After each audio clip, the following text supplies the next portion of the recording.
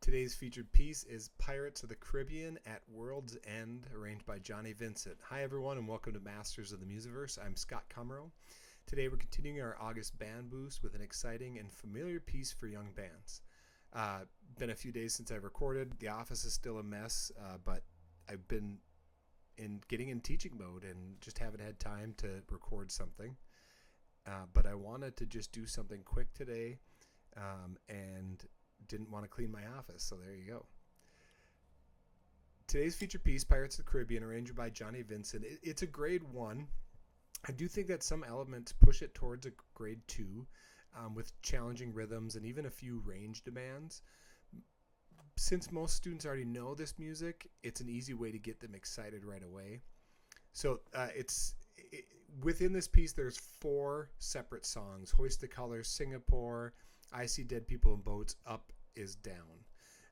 The first 2, Hoist the Colors and Singapore, are in the key of F minor, whereas I See Dead People in Boats, well, golly, that's something, and Up is Down are in C minor.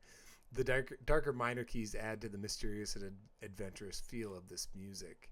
One of the most challenging sections for wind players happens in the middle of this piece, with the song I See Dead People in Boats. The percussion is really tacit here, and that brings together a whole nother set of issues during rehearsals. But so the winds have to carry all the tricky melodic and rhythmic things, like there's an 8th note that's tied to a half note, which for young musicians is a little bit. I find that they stop counting around 1.5 beats instead of getting to the full 2.5. And then also there's a melody in that section where the 8th note, there's a dotted 8th note 16th pattern that ties into the next measure, and getting students to time that right together can be a little bit tricky. It's worth working on, though. The ending, Up is Down, is much easier to put together. So in fact, I like to start with that section, start with that finale, put that together, and the positive energy you get from that a lot of times helps when you're starting to work on that slower section. The opening, Hoist the Colors, it really is not too difficult. Singapore, when you hear it, if you don't know it by name, it's pretty easy to put together, really, except for one small thing.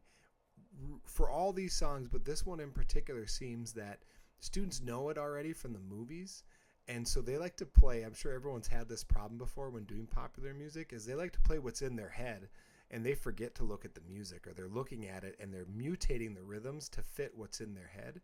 So getting the students all on board with what's on the paper can be a little bit tricky with something that's familiar like this. There's 4 percussion parts, really. There's a snare, bass, auxiliary percussion, and bells. These 4 parts, it might seem like if you've got a big percussion section that's hard to do just 4 parts with. But I think doubling up on the snare drum and the auxiliary percussion is super easy, and students really like to play the drum parts, especially in the end of this. So I oftentimes, if there's a student not doing anything, like maybe another auxiliary player, they're going to play a drum too in the end to drive that piece home. For the percussionists, the trickiest sections are probably some of the 16th patterns in Singapore and the triplet patterns in the tempo change of the last song, Up is Down. In fact, I've found that triplet patterns with young musicians in general really makes them rush a lot, and every time I've done this piece or heard it, the percussionists really rush the band to the end, and the band tends to go along with them because it's just so exciting. So rushing feels natural. So it can be a real battle to get that section not to rush. As an ensemble, there's some challenges like that rushing thing that's led by the percussion, but balancing the melody is also really tricky in the end because it's so loud. There's so much drums. The brass are like fortes with accents. It can be hard to balance the melody. The balancing, the work in the I See Dead People in Boats section is also something that really needs a lot of work. Not that that's a bad thing. I mean, that's something that we probably are all looking for, is sections like this where we can get students listening for balance and who's important and all that stuff. that we like to work in slow tempos. The phrases can also feel very long, and they don't, I think that I would say that they don't naturally feel like you know what to do with them. So there's lots of experimentation and discussion to happen around those phrases. Again, I think that's a good thing. Let's talk, and then maybe you could talk about why these phrases don't feel as natural to just crescendo for two measures and decrescendo for two. The thing that my students really seem to like the most about this is, I think first and foremost, they like this music, they like these movies, and so getting Pirates of the Caribbean in your hands is just, is it Caribbean or Caribbean? Somebody should correct me on that. That's just so exciting. As a director too, I like that because I moved from having a high school band that could play pretty difficult, challenging music. So when I wanted to do something from a movie, I could do whatever I wanted. It's a little bit harder with junior high kids. So it's nice to have this arrangement from Johnnie Vinson to make this music accessible for younger musicians. The driving percussion parts in a couple of the sections, the percussionists love it. The kids love to play along with that exciting stuff as well too. So it's really a great piece to get some energy. I played it this last spring, and it was a great way to end the year too. The kids just felt so good about what they had done by playing something so exciting.